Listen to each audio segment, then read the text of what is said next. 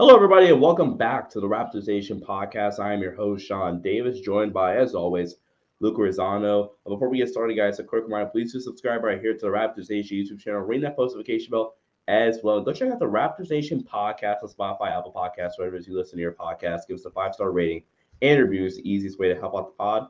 Luca, welcome back on, man. And glad to be able to talk Raptors basketball with you. Yeah, it's great to be back on, and it's great to look at the Raptors' record, and they are currently 4-3 at the time of us recording this podcast.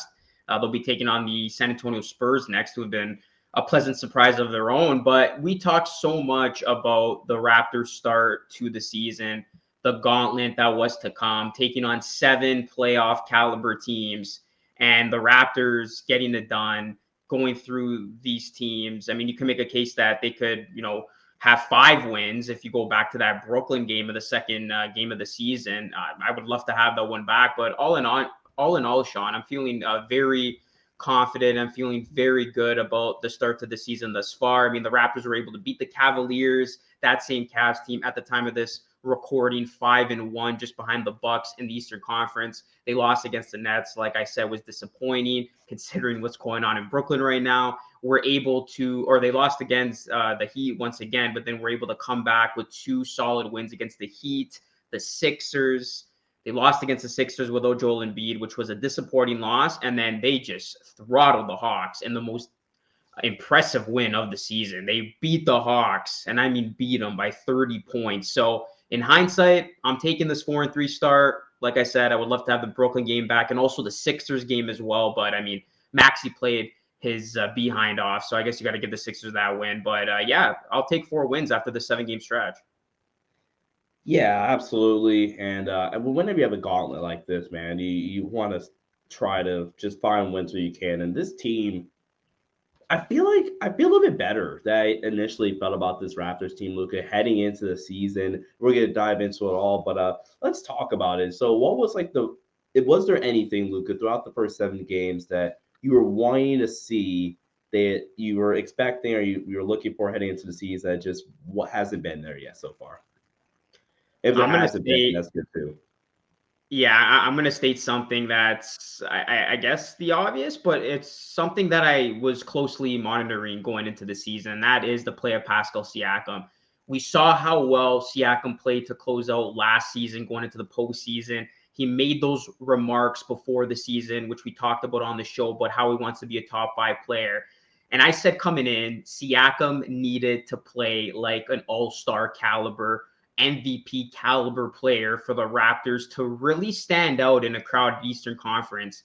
And so far, he is looking like the part. I mean, we're only 7 games into the season, but Pascal Siakam is playing like that MVP caliber player. He has been bringing it every single night. It's the consistency for me, averaging 26.1 points, 9.6 rebounds. He's already got a multiple 30-plus point performances. A He triple has been double.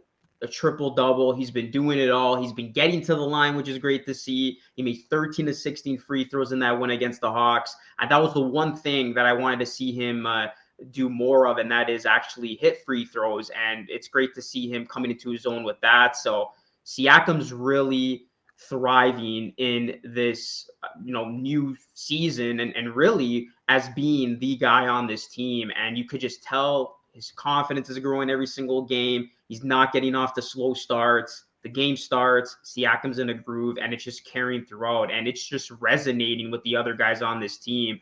So I've loved what I've seen from Pascal Siakam. And then just another quick note here before I throw back to you. It's just realizing that the Raptors' strength is their numbers. I've talked about this so many times before, but the Raptors have 5 different guys who can go off on every single night. They got 5 legitimate starters, and we've seen that come to play already. Guys scoring 15 plus points, whether it's Siakam one night exploding, Scottie Barnes showing his 3-ball in the last game, hitting 5 threes. He had a Wow. standout performance, whether it's Gary Trent Jr. chiming in, OG doing his thing. He had 6 steals the other game, by the way. And then Fred VanVleet, we'll get to more about him later on. But these Raptors starters are really going to be the difference, I think, down the stretch. They don't have just, one quote unquote superstar, although Siakam is trying to become that. they got multiple guys who could play at a high level. And like we talked about before, if you just get like consistent production from like two of these guys, the rest is gravy. And we've seen that. Yeah, absolutely. About Pascal Siakam, I said this heading into the season, and I said, you look at the teams in the East, you look at Brooklyn, you look at Atlanta, um, Philly, try to find another one, another good example, Boston to a certain extent. Those teams got a lot better based off the acquisitions they made coming into the season, or at least we thought, especially in Brooklyn's case. Um, Toronto's got to get a lot better from like player development, like guys getting better from within. And man, like Pascal seems like to have hit another gear. I'm not gonna say he's a top 5 player, but man, he's playing at an MVP caliber level through 7 games. Excuse me. Again, coming off he's had multiple 30-point outings, double doubles, a triple double in the second game of the year against Brooklyn, and just how not easy it is for him now, but like how he's able to get to his spots and how I feel like his familiarity now with Nick Nurse and being the real number one option and the real go-to threat down the stretch. But like you said, Luca, Gary Trent Jr., who I pegged as a breakout candidate, and I'm not gonna say I'm disappointed in Gary Trent Jr., but the biggest thing I was kind of looking forward to potentially saying was, Gary Trent Jr. maybe being a little bit more efficient, right?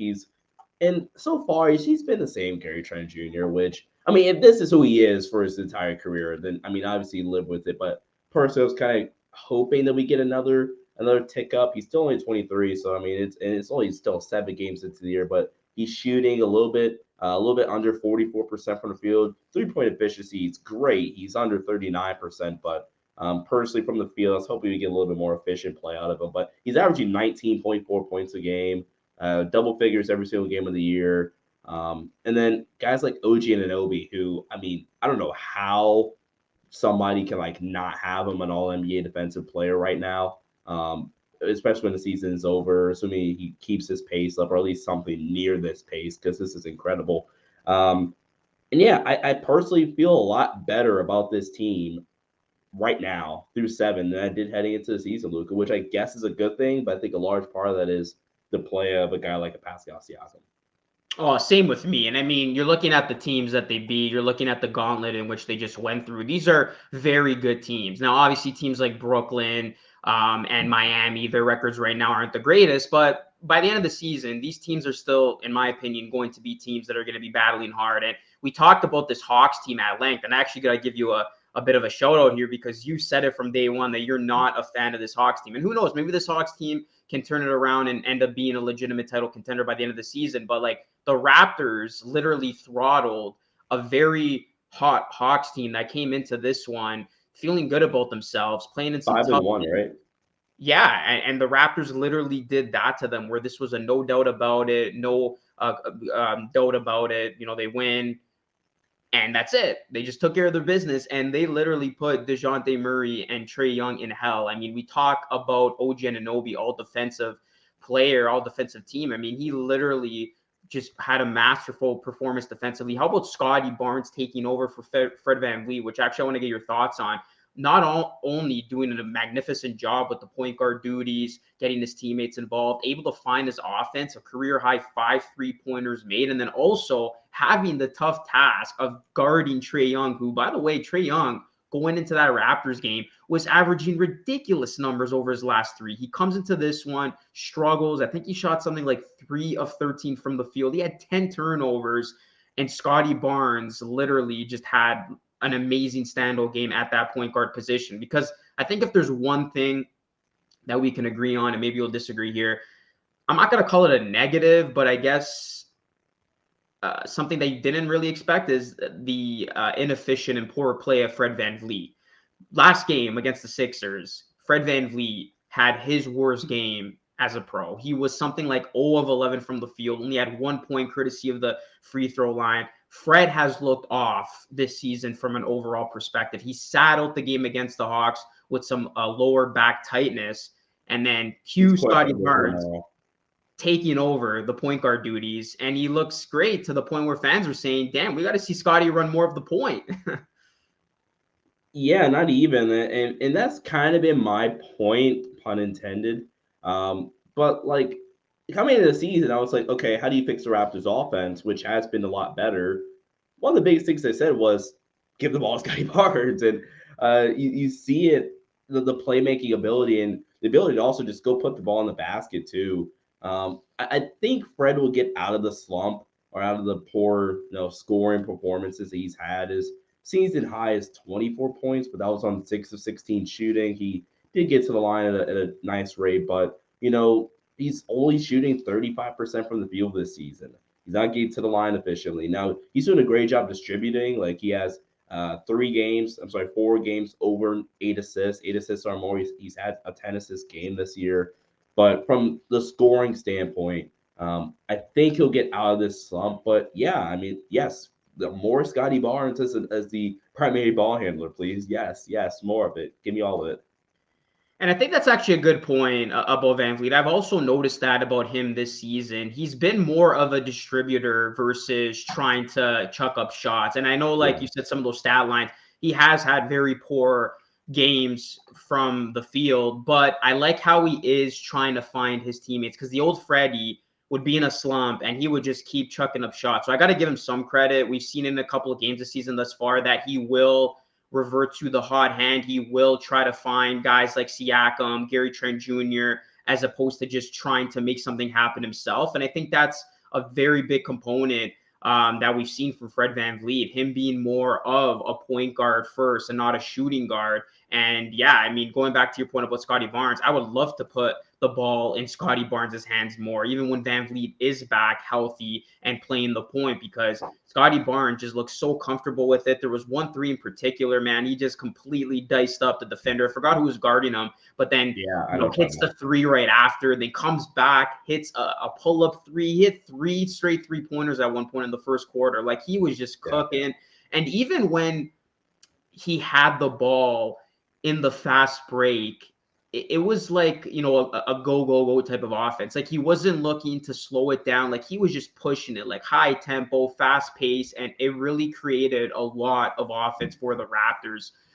What did he finish with? I think 8 assists. So, like, yeah, ball in Scottie Barnes' hands. I can live with that.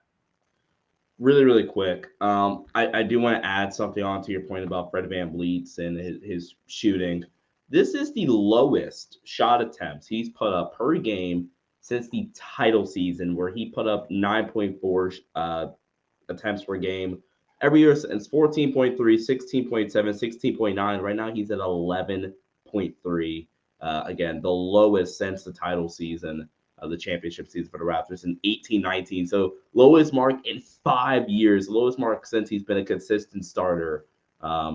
Definitely something to keep an eye out for, whether it's by design or whether it's Freddie just deferring more and being more of a playmaker. Although, granted, going on to that, career high in assist at 7.7. So also career low in turnover. So there's a lot of good and bad. I feel like when you talk about Fred VanVleet, he's still getting a lot of forcing a lot of turnovers, career high in steals, stuff like that. So I think he might be conserving a lot of his energy to other facets of the game, being more of a distributor, cutting down his turnovers, which never really been a big problem for him anyway. And then being more of a pest or continuing to be a pest defensively. But good and bad with Fred VanVleet, nothing to be overly concerned about, in my opinion.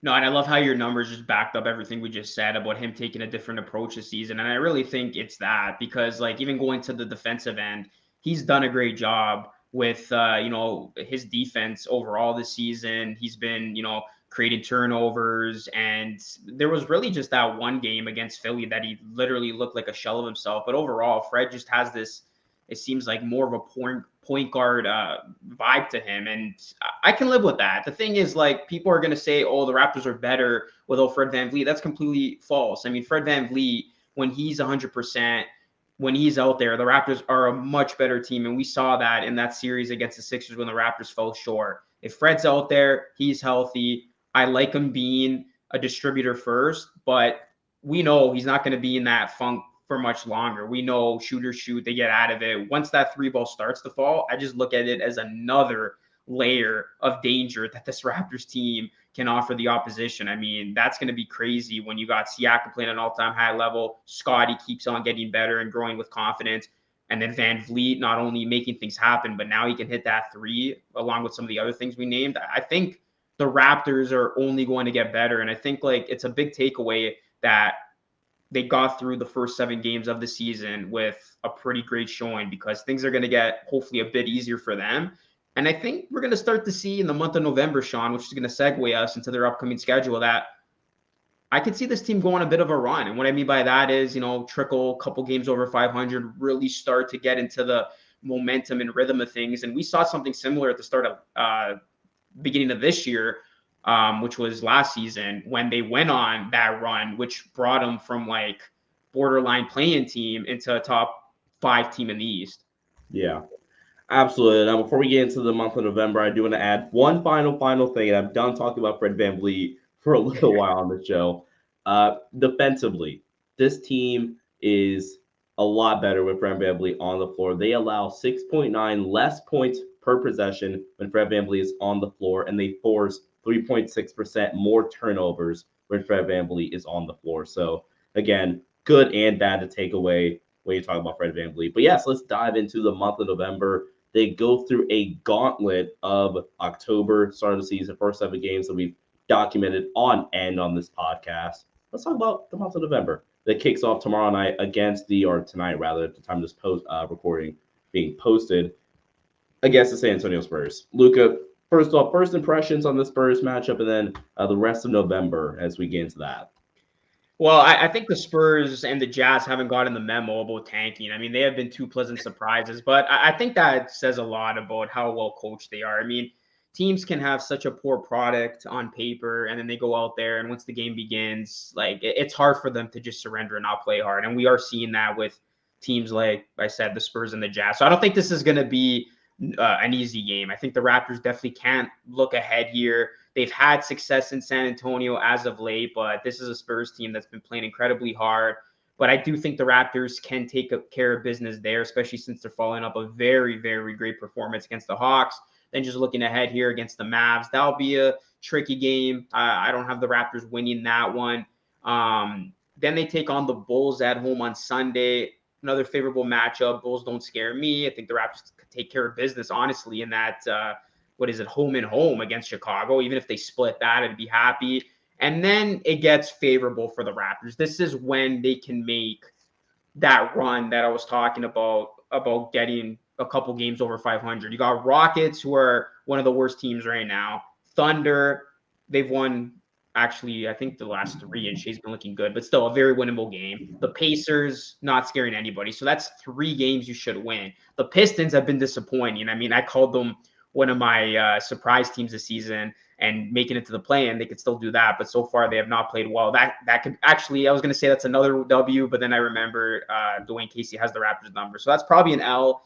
But then you got the Heat, who you beat already. You got the Hawks, who you just throttled. So in that stretch, I mean, I'm looking at least 4 wins, if not 5. And then you got the Nets, who are dysfunctional.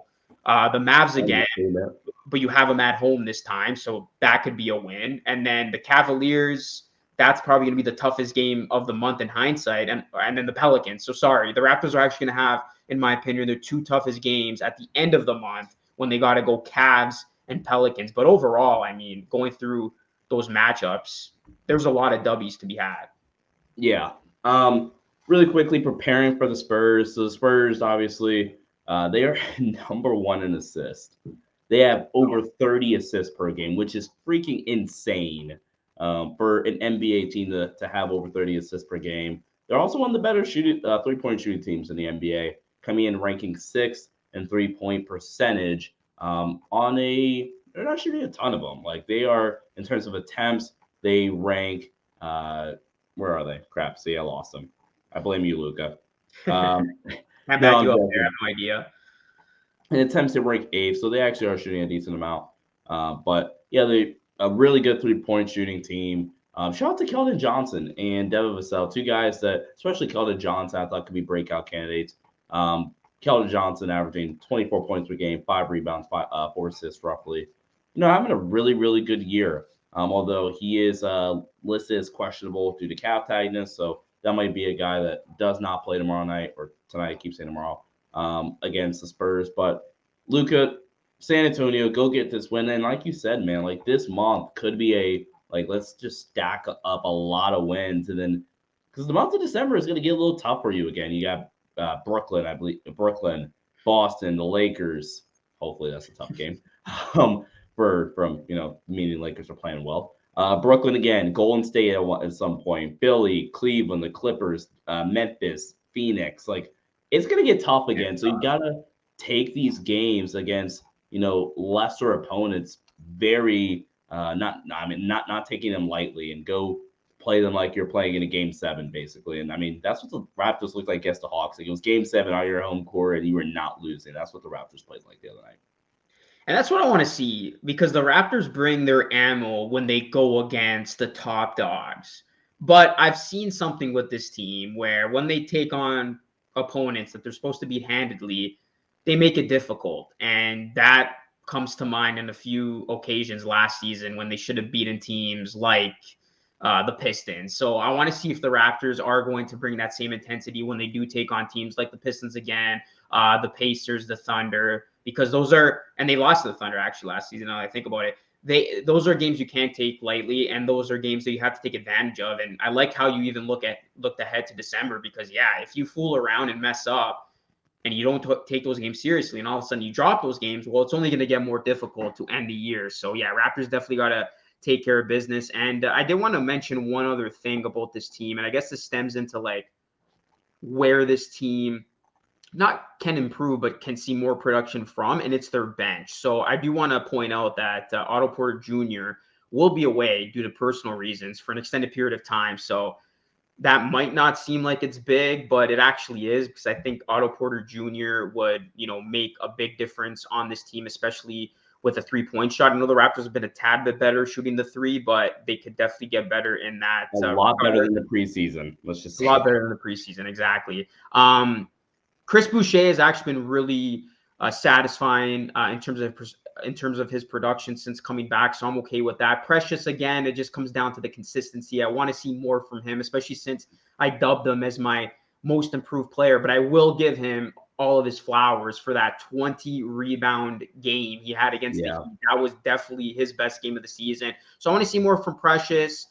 Chris doing his thing. I want to see Otto Porter Jr. in the mix. And another guy I want to see more from is Malachi Flynn.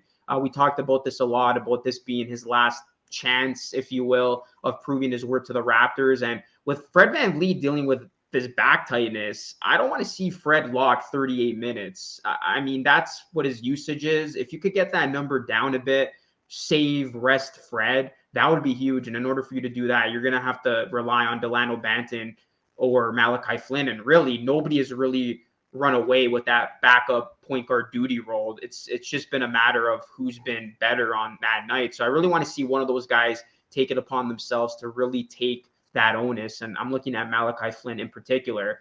Overall, I've been very happy with what I've seen from Koloko thus far in his rookie season.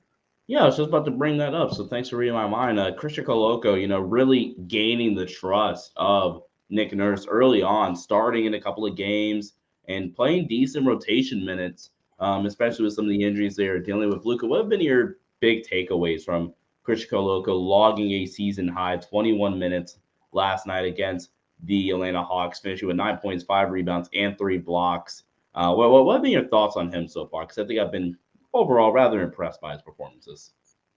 Yeah, I have been. There's still areas where he has to improve, making silly mistakes, silly fouls. But overall, he's been exactly what the Raptors wanted from him and have asked for. Just being that overall rim protector, a guy who's able to block shots, a guy who's able to match up against the opposition's big.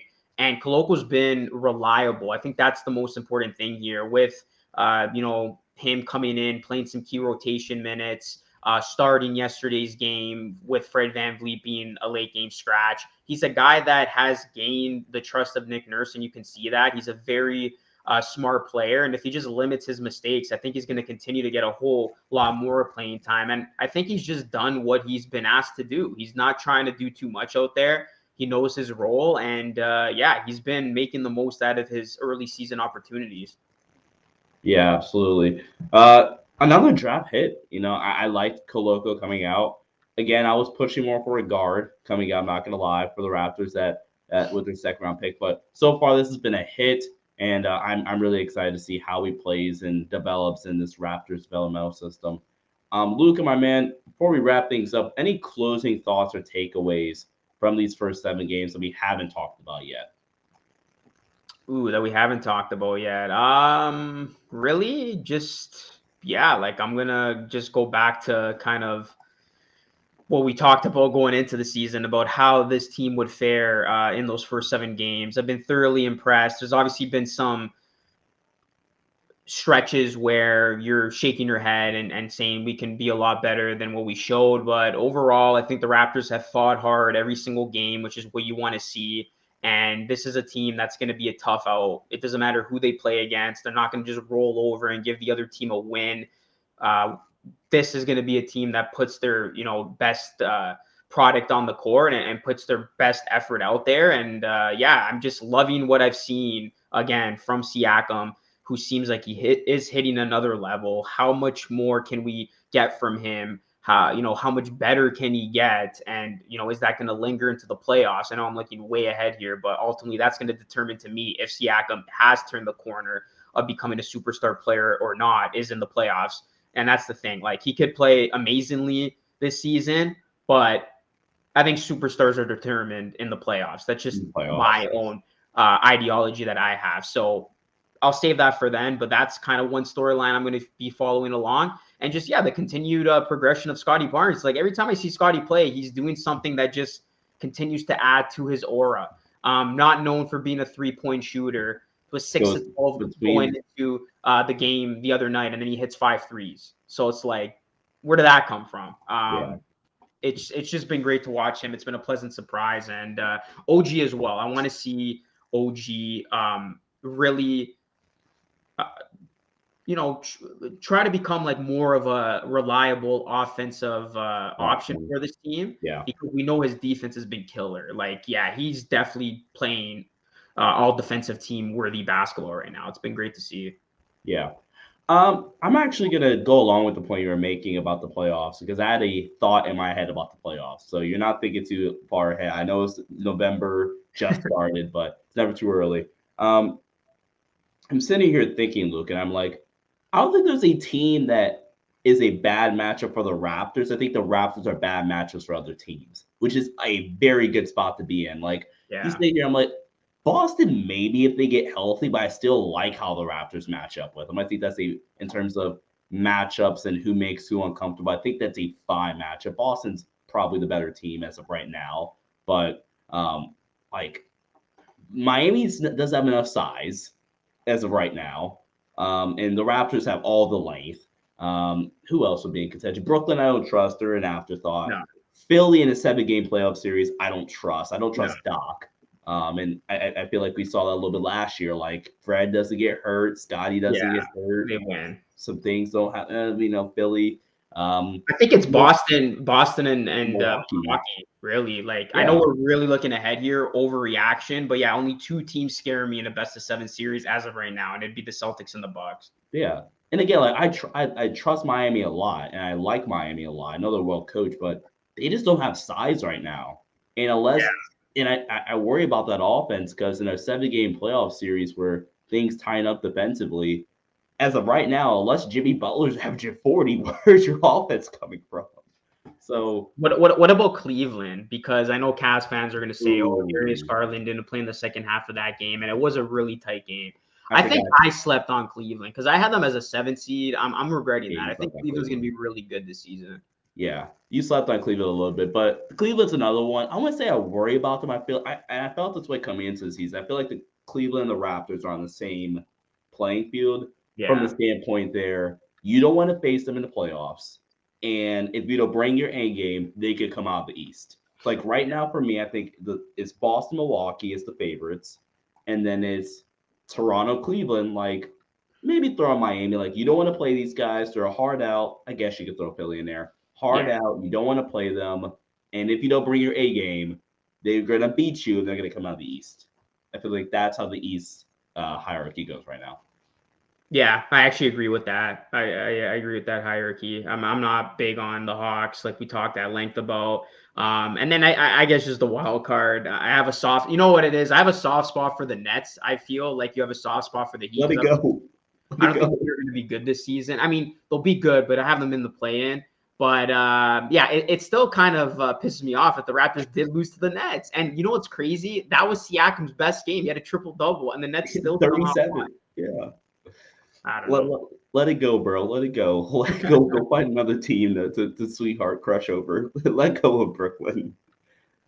Oh man, they don't have your best interest at their heart, man. Go fall in love with somebody else. Yeah, that's it. I'm done with the Nets. Luca is a free agent for teams he thinks can be really really good. So teams send your applications in, and Luca and his team will make sure they look through them a lot better than they did with Brooklyn. All right, guys. Thank you all so much for tuning into this episode of the Raptors Nation podcast. If you guys are new, please subscribe right here to the Raptors Nation YouTube channel. Ring that post notification bell as well. Also, make sure you guys check out the Raptors Nation podcast on Apple Podcast, Spotify, wherever it is you listen to your podcast. Give us a 5-star rating and review. It's the easiest way to help out the show. Till next time, everybody. See ya and stay safe.